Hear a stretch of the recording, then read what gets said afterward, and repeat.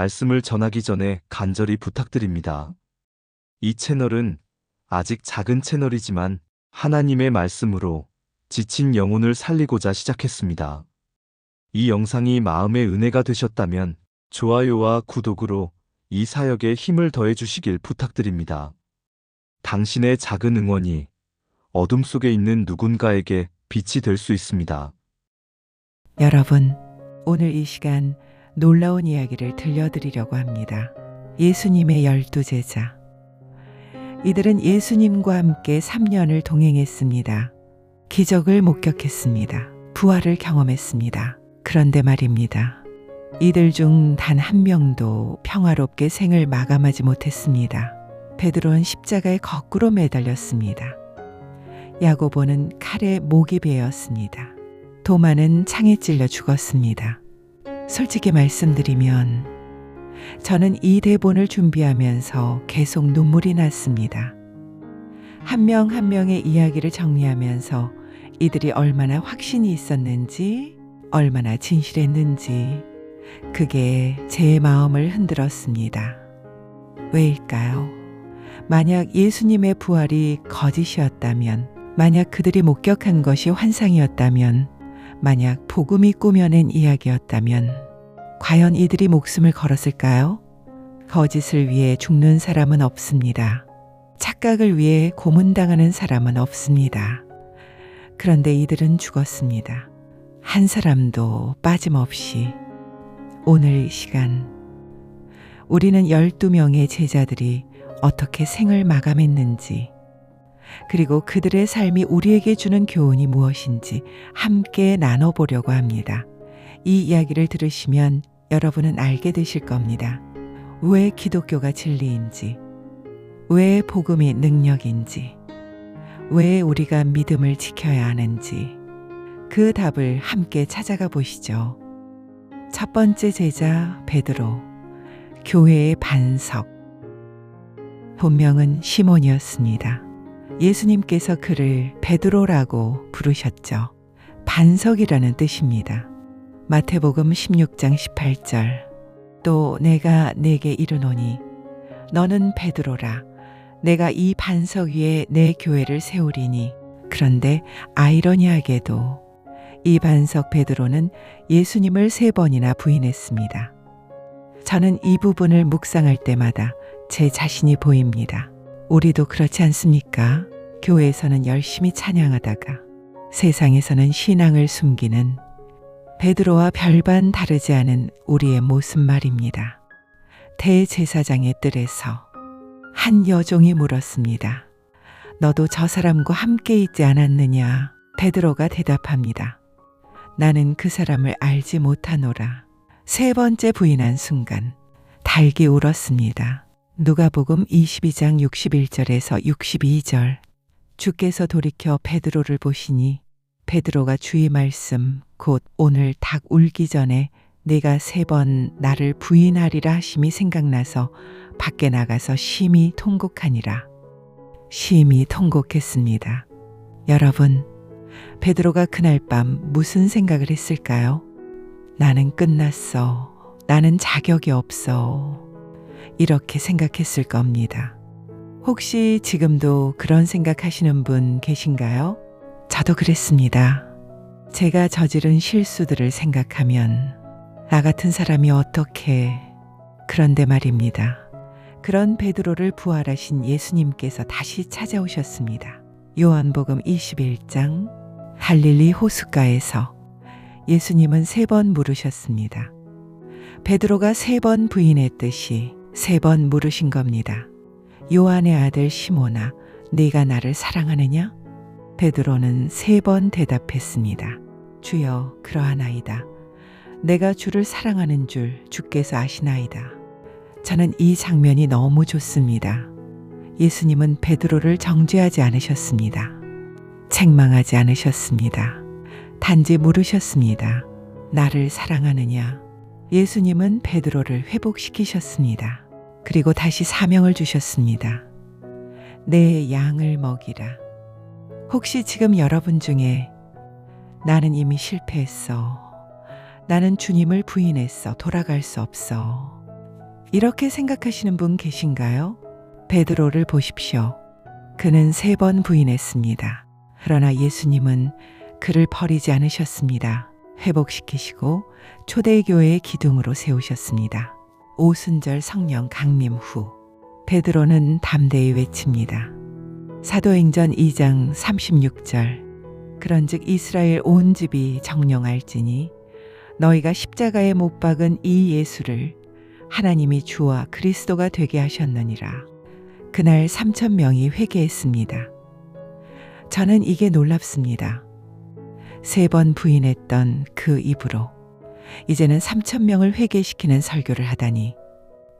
베드로는 이후 수없이 투옥되고 매맞았습니다. 하지만 복음 전하는 것을 멈추지 않았습니다. 그리고 마침내 네로 황제의 박해 때 로마에서 순교합니다.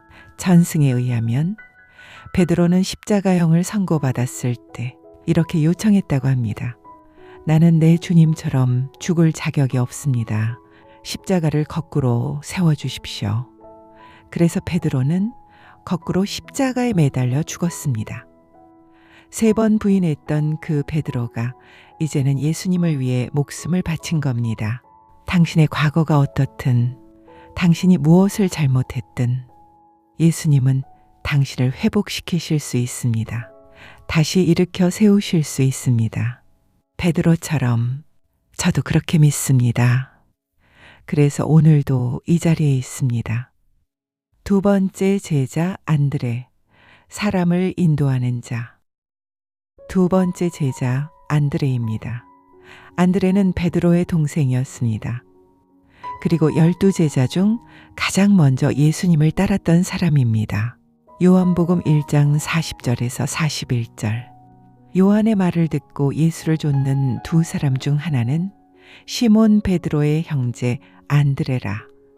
그가 먼저 자기의 형제 시몬을 찾아 말하되 우리가 메시아를 만났다 하고, 안드레는 메시아를 만나자마자 무엇을 했습니까?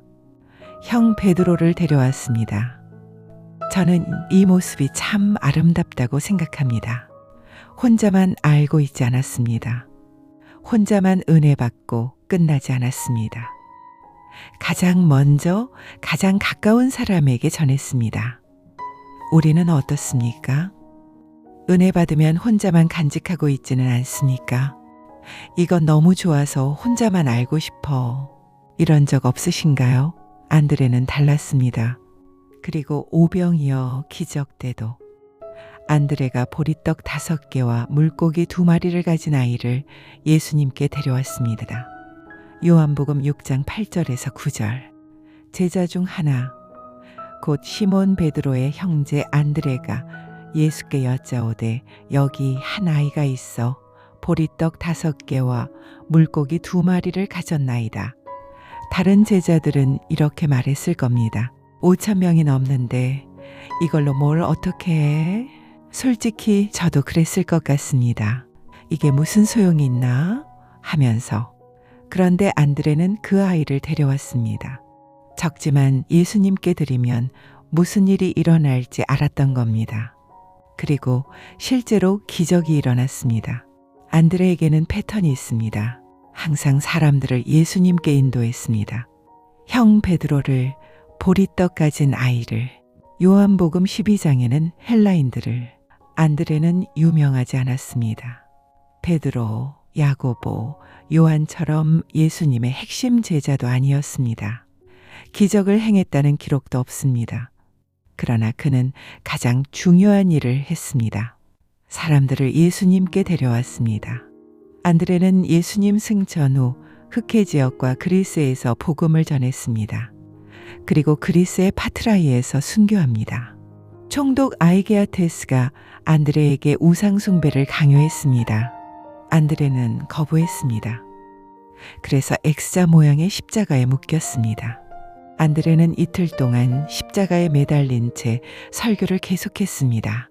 마지막 순간까지 사람들을 예수님께 인도했습니다. 저는 이 대목에서 생각했습니다. 나는 과연 누구를 예수님께 인도했을까? 여러분, 우리는 모두 안드레가 될 수 있습니다. 큰 기적을 행하지 못해도 유명하지 않아도 설교를 잘하지 못해도 한 사람을 예수님께 인도할 수 있습니다. 당신의 가족을, 당신의 친구를, 당신의 동료를. 잠언 11장 30절 의인의 열매는 생명나무라 지혜로운 자는 사람을 얻느니라. 안드레가 베드로를 데려왔기에 오순절에 3,000명이 구원받았습니다. 당신이 한 사람을 인도하면 그 한 사람이 또 다른 사람을 인도합니다. 그것이 가장 위대한 일입니다. 세 번째 제자 야고보, 우레의 아들. 세 번째 제자 야고보입니다. 세베대의 아들 요한의 형제입니다. 야고보와 요한은 우레의 아들이라 불렸습니다. 성격이 불같았기 때문이죠. 한 번은 사마리아 사람들이 예수님을 영접하지 않자 야고보와 요한이 예수님께 여쭙습니다. 누가복음 9장 54절. 제자 야고보와 요한이 이를 보고 가로되 주여 우리가 불을 명하여 하늘로 쫓아내려 저희를 멸하라 하기를 원하시나이까. 불을 내려 멸하자고 합니다. 얼마나 혈기가 있습니까? 솔직히 저는 이 부분을 읽으면서 웃었습니다. 너무 솔직하지 않습니까? 저 사람들 불로 싹 태워버립시다. 우리도 가끔 그런 마음 들지 않습니까? 저 사람 좀 벌 받았으면. 그러나 예수님은 그들을 꾸짖으셨습니다. 이런 야고보가 12제자 중 가장 먼저 순교합니다. 사도행전 12장 1절에서 2절. 그때에 헤롯 왕이 손을 들어 교회 중 몇 사람을 해하려 하여 요한의 형제 야고보를 칼로 죽이니 AD 44년경 헤롯 아그리빠 1세가 야고보를 체포해 칼로 죽였습니다. 예수님과 함께한 시간 겨우 3년, 그리고 예수님 승천 후 약 10년, 그게 전부였습니다. 전승에 의하면 야고보를 고발한 사람이 그의 담대한 모습을 보고 회개했다고 합니다. 그리고 그 사람도 함께 순교했다고 전해집니다. 야고보는 처형장으로 끌려가면서도 복음을 전했습니다. 그리고 칼날 앞에서도 두려워하지 않았습니다. 여러분, 야고보의 인생은 짧았습니다. 예수님과 함께한 시간도 짧았고 복음 전한 시간도 짧았습니다.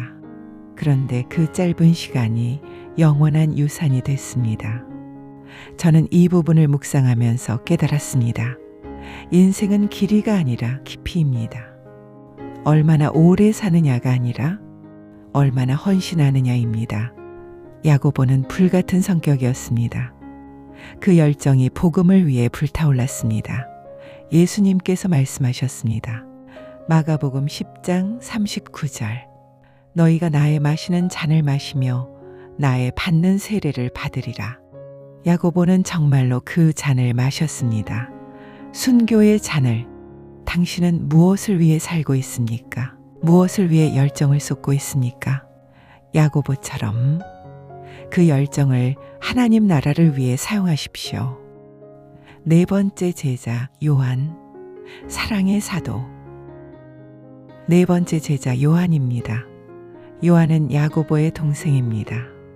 그리고 예수님이 가장 사랑하신 제자였습니다. 요한복음 13장 23절. 예수의 제자 중 하나, 곧 그의 사랑하시는 자가 예수의 품에 의지하여 누웠는지라. 요한은 예수님의 품에 기대어 누웠습니다. 얼마나 친밀한 관계입니까? 저는 이 장면을 상상해 봅니다. 예수님의 품에 기대어 있는 요한의 모습을. 그 순간 요한은 무엇을 느꼈을까요? 안전함, 평안함, 사랑받고 있다는 확신. 십자가 밑에서도 다른 제자들은 다 도망갔지만 요한만 십자가 아래 서 있었습니다. 요한복음 19장 26절에서 27절. 예수께서 그 모친과 사랑하시는 제자가 곁에 섰는 것을 보시고 그 모친께 말씀하시되 여자여 보소서 아들이니이다 하시고 또 그 제자에게 이르시되 보라 내 어머니라 하신대 그때부터 그 제자가 자기 집에 모시니라. 예수님은 십자가 위에서 마리아를 요한에게 부탁하셨습니다. 저는 여기서 감동받았습니다. 예수님께서 돌아가시는 그 순간에도 어머니를 걱정하셨다는 게 요한은 이후 에베소에서 목회했습니다. 그리고 도미티아누스 황제의 박해 때 탐모스 섬으로 유배됩니다. 거기서 요한계시록을 기록합니다. 요한은 12제자 중 유일하게 자연사한 것으로 전해집니다. 그러나 그것도 순교나 다름없었습니다. 전승에 의하면 요한은 끓는 기름가마에 던져졌으나 죽지 않았습니다. 그래서 pat모스 섬으로 유배된 것입니다. 요한은 90세가 넘어서까지 살았습니다. 마지막까지 반복해서 말했다고 합니다. 자녀들아, 서로 사랑하라. 흥미로운 점이 있습니다. 요한은 원래 우르의 아들이었습니다. 불같은 성격이었습니다. 불을 내려 사람들을 멸하자고 했던 사람입니다. 그런 그가 사랑의 사도가 됐습니다. 어떻게 가능했을까요? 예수님의 사랑을 경험했기 때문입니다. 요한은 예수님의 품에 기대어 그 사랑을 느꼈습니다. 십자가 아래서 그 사랑을 보았습니다. 그래서 그가 쓴 요한복음, 요한서신에는 사랑이 가득합니다. 요한일서 4장 7절에서 8절, 사랑하는 자들아, 우리가 서로 사랑하자. 사랑은 하나님께 속한 것이니 사랑하는 자마다 하나님께로 나서 하나님을 알고 사랑하지 아니하는 자는 하나님을 알지 못하나니 이는 하나님은 사랑이심이라. 여러분, 우리도 마찬가지입니다. 저도 깨달았습니다. 우리가 사랑을 경험해야 우리도 사랑할 수 있게 된다는 것을. 요한은 예수님의 사랑을 경험했습니다. 그래서 사랑할 수 있었습니다. 당신도 예수님의 사랑을 경험하십시오. 그러면 당신도 다른 사람을 사랑할 수 있습니다. 마지막까지 요한처럼 서로 사랑하라고 말할 수 있습니다. 5번째 제자 빌립, 질문하는 제자.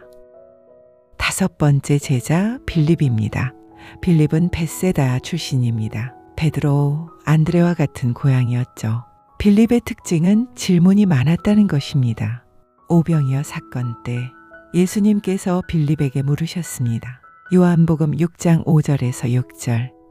예수께서 눈을 들어 큰 무리가 자기에게로 오는 것을 보시고 빌립에게 이르시되 우리가 어디서 떡을 사서 이 사람들로 먹게 하겠느냐 하시니 이렇게 말씀하시면 친히 어떻게 하실 것을 아시고 빌립을 시험코자 하심이라. 빌립이 대답합니다. 200데나리온의 떡이라도 부족하리이다. 계산적입니다. 현실적입니다. 저는 빌립이 좋습니다. 왜냐하면 저도 빌립 같거든요. 뭔가를 보면 바로 계산부터 하는, 이게 과연 가능할까 하는 또 다른 장면.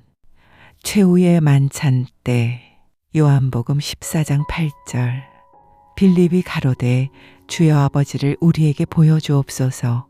그리하면 족하겠나이다. 아버지를 보여달라고 합니다. 예수님께서 답하십니다. 빌립아, 내가 이렇게 오래 너희와 함께 있으되 내가 나를 알지 못하느냐. 나를 본 자는 아버지를 보았거늘. 빌립은 질문이 많았습니다. 의심도 많았습니다. 그런데 그것이 나쁜 것이 아닙니다. 질문하는 것, 의심하는 것, 그것은 답을 찾고자 하는 마음입니다. 하나님은 우리의 질문을 두려워하지 않으십니다. 오히려 환영하십니다. 빌립은 질문했고 예수님은 답하셨습니다. 그래서 빌립의 의심은 확신이 됐습니다. 질문은 믿음이 됐습니다. 빌립은 전도 여행 중 소아시아에서 복음을 전했습니다. 그리고 히에라폴리스에서 순교합니다. 전승에 의하면 빌립은 거꾸로 십자가에 매달려 돌에 맞아 죽었다고 합니다. 여러분, 혹시 지금 의심이 있으신가요? 질문이 있으신가요? 괜찮습니다. 저도 질문 많습니다. 왜 이렇게 되었을까? 하나님은 왜 이렇게 하셨을까? 하나님께 물으십시오. 솔직하게 질문하십시오. 말라기 3장 10절. 만군의 여호와가 이르노라. 너희의 온전한 11조를 창고에 들여 나의 집에 양식이 있게 하고 그것으로 나를 시험하여 하나님은 시험해 보라고 하십니다. 질문하라고 하십니다. 그리고 답을 주실 것입니다. 빌립처럼 당신의 질문도 믿음이 될 것입니다. 여섯 번째 제자 바돌로메. 간사함이 없는 자. 여섯 번째 제자 바돌로메입니다. 바돌로메는 나다나엘이라고도 불립니다. 요한복음에서는 나다나엘로 나옵니다. 빌립이 나다나엘에게 와서 말합니다. 우리가 메시아를 만났다. 그러자 나다나엘이 대답합니다. 요한복음 1장 46절. 나사렛에서 무슨 선한 것이 날 수 있느냐? 회의적입니다. 나사렛은 별 볼 일 없는 동네였으니까요. 저는 나다나엘의 솔직함이 좋습니다. 가식이 없어요. 나사렛? 거기서 뭐가 나와? 이렇게 말할 수 있는 게. 그런데 예수님을 만나자마자 나다나엘의 태도가 180도 바뀝니다. 요한복음 1장 47절. 예수께서 나다나엘이 자기에게 오는 것을 보시고 그를 가리켜 가라사대 보라, 이는 참 이스라엘 사람이라. 그 속에 간사한 것이 없도다. 예수님께서 먼저 말씀하십니다. 이는 참 이스라엘 사람이라. 그 속에 간사한 것이 없도다. 간사한 것이 없다. 순수하다는 뜻입니다. 나다나엘이 놀라서 묻습니다. 어떻게 나를 아시나이까? 예수님께서 대답하십니다. 빌립이 너를 부르기 전에 내가 무화과 나무 아래 있을 때 보았노라. 그 순간 나다나엘이 고백합니다. 요한복음 1장 49절. 나다나엘이 대답하되 랍비여, 당신은 하나님의 아들이시오. 당신은 이스라엘의 임금이로소이다. 즉시 고백합니다. 당신은 하나님의 아들입니다. 처음엔 회의적이었습니다. 그러나 예수님을 만나자 즉시 믿었습니다. 왜요? 그의 마음이 순수했기 때문입니다. 계산이 없었습니다. 꾸밈이 없었습니다. 간사함이 없었습니다. 그래서 진리를 보는 순간 받아들일 수 있었습니다. 바돌로메는 인도와 아르메니아에서 복음을 전했습니다. 그리고 아르메니아에서 순교합니다. 전승에 의하면 바돌로메는 산채로 가죽이 벗겨지는 형벌을 받았습니다. 그 후 십자가에 못 박혀 죽었다고 전해집니다. 제가 이 부분을 읽었을 때 정말 충격이었습니다. 산채로 가죽이 벗겨지는 고통, 상상이 되십니까? 그런데도 그는 믿음을 버리지 않았습니다. 여러분, 마태복음 5장 8절. 마음이 청결한 자는 복이 있나니 저희가 하나님을 볼 것이며 마음이 청결한 자가 하나님을 봅니다. 당신의 마음은 어떻습니까? 온갖 계산으로 가득합니까? 의심과 불신으로 꽉 차 있습니까? 나다나엘처럼 순수한 마음으로 하나님을 만나십시오. 어린아이 같은 믿음으로. 그러면 당신도 하나님을 볼 것입니다. 일곱 번째 제자 도마. 의심에서 확신으로. 일곱 번째 제자 도마입니다. 도마는 의심하는 도마로 유명합니다. 예수님이 부활하신 후 제자들에게 나타나셨습니다. 그런데 그때 도마는 없었습니다. 제자들이 도마에게 말합니다. 우리가 주를 보았노라. 도마가 대답합니다. 요한복음 20장 25절. 내가 그 손의 못자국을 보며 내 손가락을 그 못자국에 넣으며 내 손을 그 옆구리에 넣어보지 않고는 믿지 아니하겠노라. 보지 않으면 믿지 않겠다는 겁니다. 솔직히 저는 도마를 이해합니다. 여러분도 그럴 거예요. 죽은 사람이 살아났다는데 그것도 직접 보지 않고 어떻게 믿겠습니까? 일주일 후 예수님이 다시 나타나십니다. 이번엔 도마가 있었습니다. 요한복음 20장 27절. 도마에게 이르시되 내 손가락을 이리 내밀어 내 손을 보고 내 손을 내밀어 내 옆구리에 넣어보라. 그리하고 믿음 없는 자가 되지 말고 믿는 자가 되라. 예수님은 도마의 의심을 하셨습니다. 그리고 직접 보여주셨습니다. 저는 여기서 예수님의 인내심을 봅니다. 도마를 책망하지 않으셨어요. 네가 원하는 대로 해봐라고 하셨습니다. 도마가 고백합니다. 요한복음 20장 28절. 도마가 대답하여 가로되 나의 주시며 나의 하나님이시니이다. 나의 주, 나의 하나님. 이것은 성경에서 예수님을 직접 하나님이라고 부른 첫 번째 고백입니다. 도마는 의심했습니다. 그런데 그 의심이 가장 강한 확신이 됐습니다. 다른 제자들은 부활하신 예수님을 봤습니다. 그러나 도마는 손을 넣어 만졌습니다. 그래서 그의 확신은 누구보다 강했습니다. 도마는 인도까지 가서 복음을 전했습니다. 멀고 먼 길, 아무도 가지 않았던 곳, 그리고 인도에서 순교합니다. 전승에 의하면 도마는 창에 찔려 죽었다고 합니다. 지금도 인도에는 도마 기독교인들이 있습니다. 여러분 의심이 있습니까? 괜찮습니다. 저도 의심 많은 사람입니다. 이게 정말 맞나? 진짜 그럴까? 하나님께 구하십시오. 보여주세요. 알게 해주세요. 하나님은 도마에게 그러셨듯이 당신에게도 응답하실 것입니다. 그리고 당신의 의심은 도마처럼 가장 강한 확신이 될 것입니다. 히브리서 11장 1절. 믿음은 바라는 것들의 실상이요 보지 못하는 것들의 증거니 이 말씀처럼요. 8번째 제자 마태, 세리에서 복음서 기자로. 8번째 제자 마태입니다. 마태는 원래 세리였습니다. 세리는 당시 가장 미움받는 직업이었습니다. 로마를 위해 동족에게서 세금을 걷었기 때문입니다. 게다가 부정부패도 심했습니다. 유대인들은 세리를 죄인과 같은 취급을 했습니다. 그런 마태를 예수님께서 부르십니다. 마태복음 9장 9절. 예수께서 거기서 떠나 지나가시다가 마태라 하는 사람이 세관에 앉은 것을 보시고 이르시되 나를 좇으라 하시니 일어나 좇으니라. 나를 따르라. 마태는 즉시 일어나 따랐습니다. 모든 것을 버리고. 저는 이 부분이 참 놀랍습니다. 마태는 돈이 많았을 거예요. 세리니까요. 그런데 예수님의 한마디에 전부 다 버렸습니다. 그리고 큰 잔치를 열었습니다.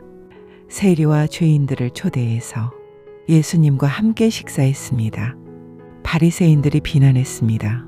어찌하여 세리와 죄인들과 함께 먹는가? 예수님께서 답하십니다. 마태복음 9장 12절에서 13절. 예수께서 들으시고 이르시되 건강한 자에게는 의원이 쓸데없고 병든 자에게라야 쓸데있느니라. 너희는 가서 내가 긍휼을 원하고 제사를 원치 아니하노라 하신 뜻이 무엇인지 배우라. 내가 의인을 부르러 온 것이 아니요 죄인을 부르러 왔노라. 이 말씀을 들었을 때 마태는 얼마나 감격했을까요? 예수님이 나 같은 죄인을 위해 오셨다고. 마태는 세리였습니다. 죄인이었습니다.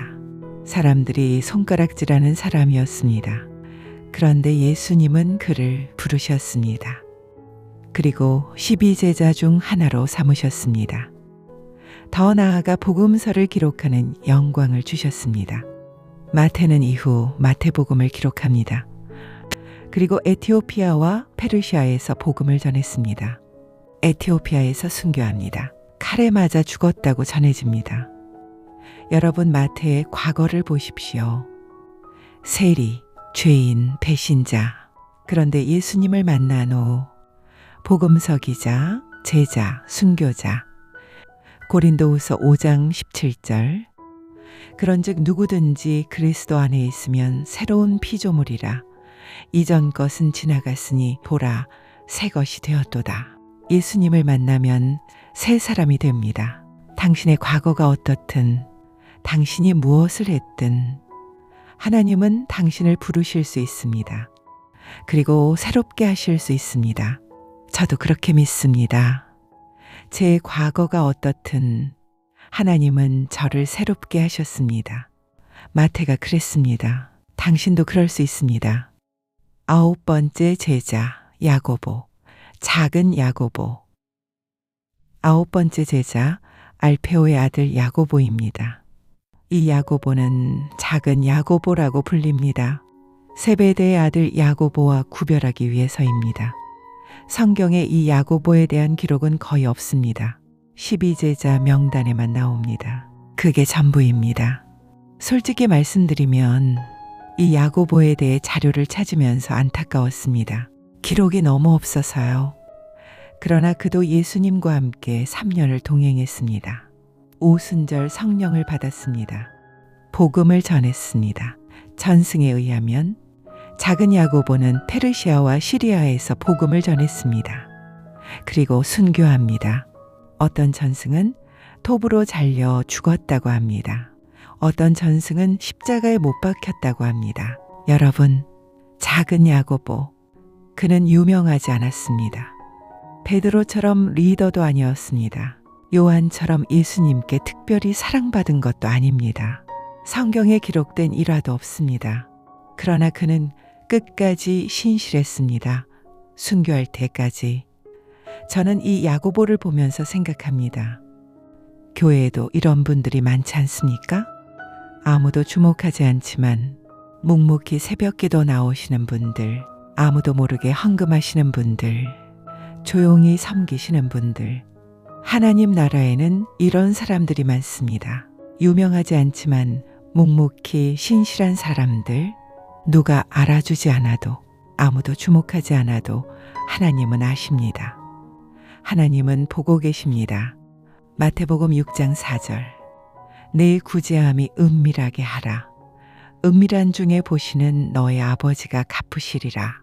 은밀한 중에 보시는 아버지, 그분이 당신을 보고 계십니다. 당신이 작다고 생각하십니까? 아무도 알아주지 않는다고 생각하십니까?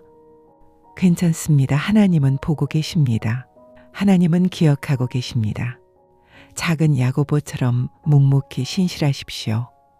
10번째 제자 다데오, 작지만 귀한 제자. 10번째 제자 다데오입니다. 유다 또는 야고보의 아들 유다라고도 불립니다. 다데오도 성경에 거의 기록이 없습니다. 하지만 한 가지 중요한 질문을 했습니다.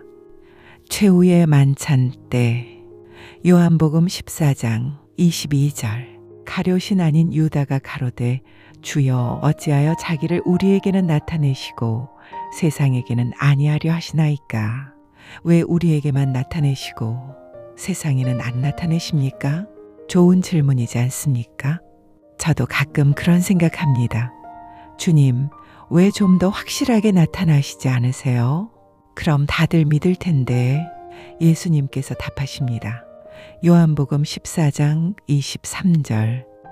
사람이 나를 사랑하면 내 말을 지키리니 내 아버지께서 저를 사랑하실 것이요 우리가 저에게 와서 거처를 저와 함께 하리라. 다데오는 작은 제자였습니다. 거의 알려지지 않았습니다. 그러나 그도 귀했습니다. 그도 순교했습니다. 그도 복음을 전했습니다. 다데오는 메소포타미아와 페르시아에서 복음을 전했습니다. 시몬과 함께 순교했다고 전해집니다. 여러분, 누가복음 16장 10절. 지극히 작은 것에 충성된 자는 큰 것에도 충성되고 하나님 나라에서는 작은 것이 없습니다. 당신이 작다고 생각하십니까? 괜찮습니다. 하나님은 작은 것을 통해 큰 일을 하십니다. 다데오처럼 작지만 귀하게 쓰임 받으십시오. 11번째 제자 시몬, 열심당원. 11번째 제자 셀롯인 시몬입니다. 셀롯은 열심당원이라는 뜻입니다. 열심당은 로마에 대항해 무장투쟁하던 과격파였습니다. 시몬은 원래 혁명가였습니다. 로마를 증오했습니다. 칼로 독립을 쟁취하려 했습니다. 그런 그가 예수님을 만났습니다. 그리고 마태와 함께 12제자가 됐습니다. 생각해 보십시오. 마태는 로마를 위해 일하는 세리였습니다. 시몬은 로마와 싸우는 열심당원이었습니다. 원수였습니다. 저는 이 부분이 정말 놀랍습니다. 같은 식탁에 앉아 있었을 두 사람, 마태와 시몬. 시몬이 마태를 얼마나 미워했을까요? 이 배신자, 이 매국노, 그런 두 사람이 예수님 안에서 형제가 됐습니다. 시몬은 열심히 있었습니다. 그러나 방향이 잘못됐습니다. 칼로 로마를 무너뜨리려 했습니다. 그러나 그것은 해결책이 아니었습니다. 예수님을 만나고 시몬의 열심이 바뀌었습니다. 칼이 아니라 복음으로, 증오가 아니라 사랑으로, 혁명이 아니라 회개로. 시몬은 북아프리카와 영국까지 가서 복음을 전했다고 전해집니다. 그리고 페르시아에서 순교합니다. 톱으로 잘려 죽었다고 합니다. 여러분, 로마서 10장 2절, 내가 증거하노니 저희가 하나님께 열심히 있으나 지식을 좇은 것이 아니라, 열심은 좋습니다. 그러나 방향이 중요합니다. 당신의 열심은 어디로 향하고 있습니까? 저도 돌아봅니다. 내 열심은 어디를 향하고 있나? 세상을 바꾸려는 열심입니까? 하나님 나라를 위한 열심입니까? 시몬은 열심히 로마와 싸웠습니다. 그러나 아무것도 바뀌지 않았습니다. 예수님을 만나고 시몬의 열심이 방향을 바꿨습니다. 그리고 정말로 세상을 바꿨습니다. 올바른 열심이 필요합니다. 하나님을 향한, 복음을 향한 열심이. 12번째 유다 배신자. 12번째 가룟 유다입니다. 유다는 12제자 중 유일하게 배신한 사람입니다. 요한복음 12장 6절. 이렇게 말함은 가난한 자들을 생각함이 아니요 저는 도적이라 돈 궤를 맞고 거기 넣는 것을 훔쳐가 밀어라. 유다는 돈을 훔쳤습니다. 그리고 예수님을 은 30에 팔았습니다. 마태복음 26장 15절. 가로되 내가 예수를 너희에게 넘겨주리니 얼마나 주려느냐 하니 그들이 은 30을 달아주거늘. 은 30, 노예 한 명 값입니다. 유다는 입맞춤으로 예수님을 배신했습니다. 그리고 너무 늦게 후회합니다. 마태복음 27장 3절에서 5절. 때에 예수를 판 유다가 그의 정죄됨을 보고 스스로 뉘우쳐 그 은 30을 대제사장들과 장로들에게 도로 갖다 주며 가로되 내가 무죄한 피를 팔고 죄를 범하였도다 하니 저희가 가로되 그것이 우리에게 무슨 상관이 있느냐? 네가 당하라 하거늘. 유다가 은을 성소에 던져 넣고 물러가서 스스로 목매어 죽은지라. 목을 매달아 죽었습니다. 저는 유다의 이야기를 쓰면서 가슴이 아팠습니다. 안타까웠습니다. 여러분, 유다는 3년 동안 예수님과 함께 있었습니다. 기적을 봤습니다. 말씀을 들었죠. 그러나 마음을 열지 않았습니다. 탐욕에 사로잡혔습니다. 그리고 배신했습니다. 유다의 비극은 그가 회개하지 않은 것이 아닙니다. 그는 후회했습니다. 하지만 예수님께 돌아오지 않았습니다. 대신 자살했습니다. 만약 유다가 베드로처럼 예수님께 돌아왔다면 예수님은 용서하셨을 것입니다. 회복시키셨을 것입니다. 그러나 유다는 그 기회를 스스로 차단했습니다. 당신은 어떻습니까? 혹시 지금 어떤 죄로 고민하고 있습니까? 혹시 예수님을 배신한 것 같아 돌아갈 수 없다고 생각하십니까? 아닙니다. 아직 기회가 있습니다. 예수님께 돌아오십시오. 유다처럼 기회를 놓치지 마십시오. 사랑하는 여러분, 오늘 우리는 12제자의 이야기를 들었습니다. 베드로는 거꾸로 십자가에 매달렸습니다. 안드레는 X자 십자가에 묶였습니다. 야고보는 칼에 목이 베었습니다. 요한은 끓는 기름에 던져졌습니다. 빌립은 돌에 맞았습니다. 바돌로메는 가죽이 벗겨졌습니다.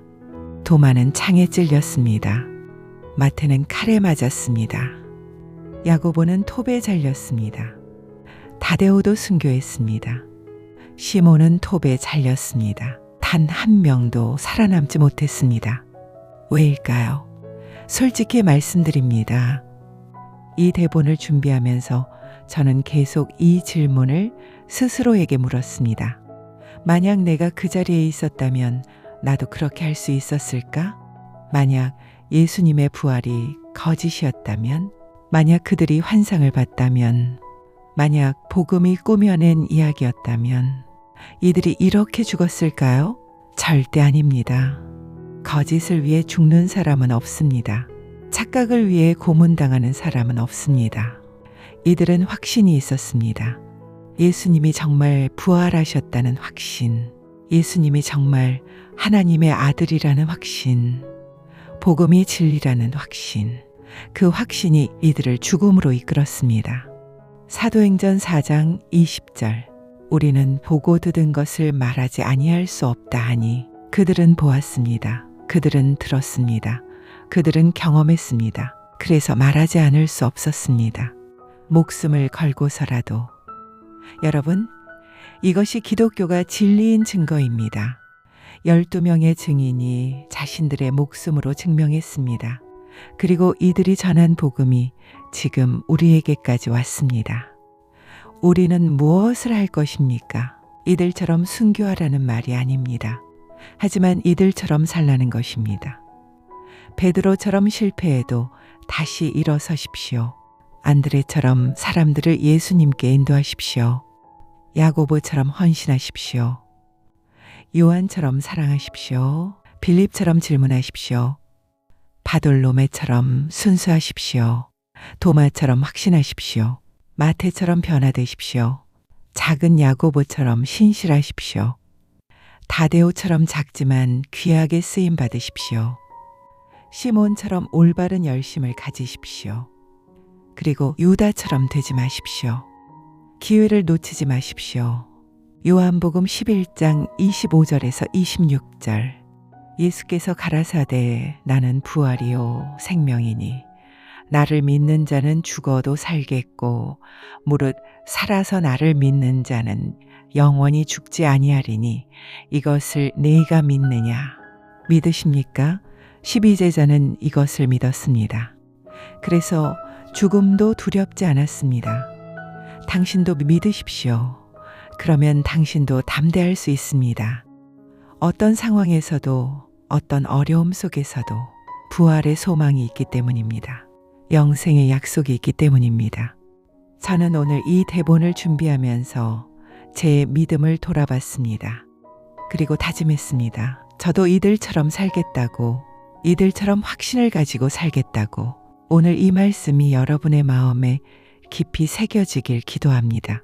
그리고 여러분도 이 복음을 전하는 증인이 되시길 기도합니다. 목숨까지는 아니더라도 당신의 삶으로, 당신의 말로, 당신의 행동으로 복음을 증거하는 사람이 되십시오. 예수님의 이름으로 축복합니다. 오늘도 이 영상을 봐주셔서 감사합니다. 여러분을 사랑합니다. 하나님은 여러분을 더 사랑하십니다. 다음 시간에 또 만나요. 평안하세요.